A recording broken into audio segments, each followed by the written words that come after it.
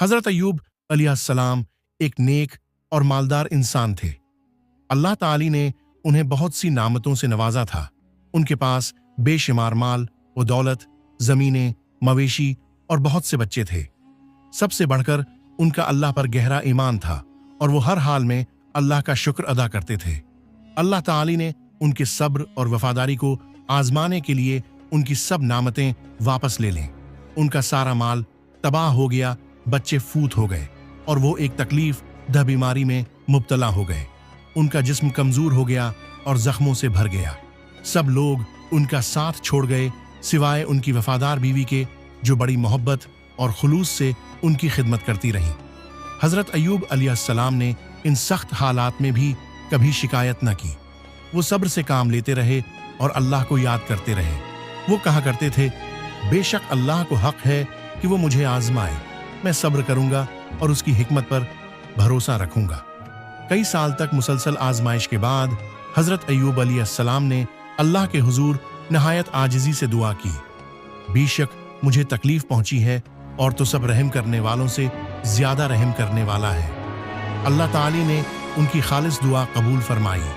अल्लाह ने उन्हें हुक्म दिया कि वो ज़मीन पर अपना पाँव मारें। जैसे ही हज़रत अय्यूब अलैहिस्सलाम ने ज़मीन पर पाँव मारा, वहाँ एक चश्मा फूट पड़ा। जब उन्होंने इस पानी से गसल किया और पिया तो उनकी तमाम बीमारी ख़त्म हो गई। अल्लाह ताली ने उनकी सेहत वापस फरमाई, उनका माल वापस किया और पहले से ज़्यादा बच्चों से नवाजा। ये वाक़या हमें सब्र और अल्लाह पर एतमाद का सबक देता है। चाहे ज़िंदगी में कितनी ही मुश्किलात क्यों ना आएं, हमें अल्लाह पर ईमान मजबूत रखना चाहिए। अल्लाह अपने बंदों को कभी नहीं भूलता और सब्र करने वालों को बेहतरीन इज्र अता फरमाता है। बहुत उरसा पहले की बात है। एक छोटे से गांव में जीद नामी एक लड़का रहता था।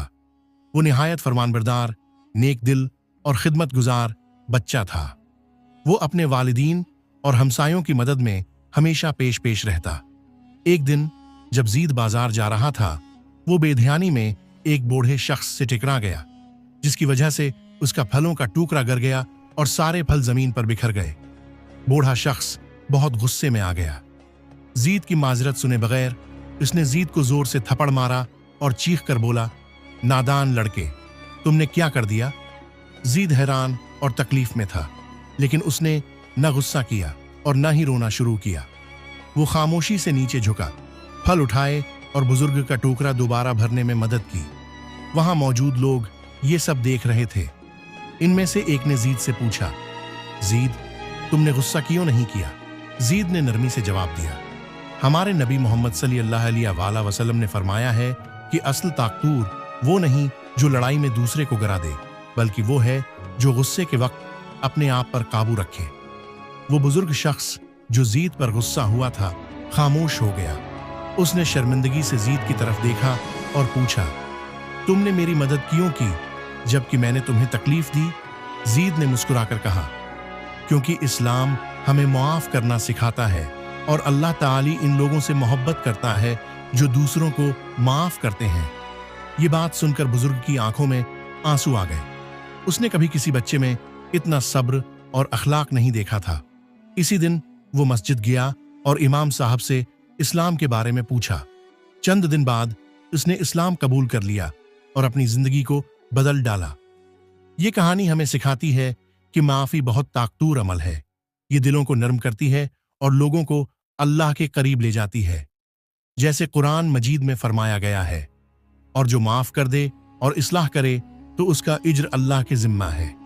अल्लाह ताली हमें भी सब्र, बर्दबारी और माफ करने की तौफीक अता फरमाए। आमीन।